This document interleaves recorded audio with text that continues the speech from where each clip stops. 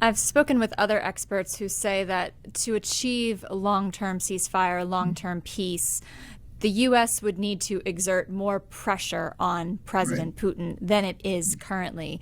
Do you share that Agree. view? And part two is it possible for a president like President Trump to rise up and put that sort of pressure on Putin? First, I do share that view. And now is a good example of a time. Putin gave a hardline fastball answer to Trump's initial request for a more durable ceasefire, a longer ceasefire. The answer was no. We'll try energy infrastructure, but we're not going further right now. So I think in coming days and weeks, soon, he's going to have to threaten sanctions or whatever he wants to threaten. Will he do that? It's a very tough question because fundamentally I think he's more inclined towards, and thinks he's got more leverage over. He's more inclined towards Russia, and he thinks he has more leverage over Ukraine.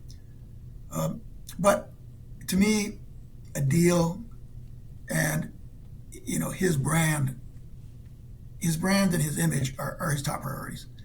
And so I think if Putin tries to stiff him, I think the chances are reasonable that he'll rise to the occasion, and we'll get more leverage on Russia, and we'll get some form of Russia relaxing its demands. But that might take weeks or even months.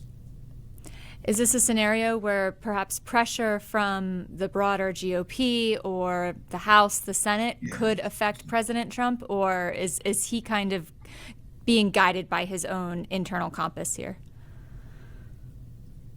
Well, so far, what we're getting is maximum done and a strong dose of it. And it doesn't seem like anybody or any issue has particular influence on him. Lindsey Graham has threatened backbreaking sanctions from the Hill if Putin doesn't bend. I have seen no evidence of life, no movement on the EKG, on the GOP so far. So I don't expect that. I think the greater form of leverage on Trump is internal, that he really doesn't like to be embarrassed. He really doesn't like to be embarrassed by his friends. And I think that, what he did to Colombia and Mexico and the Trudeau relationship, he really likes Putin, but he likes even more to get a deal. So I think that's where I would look for pressure to come from.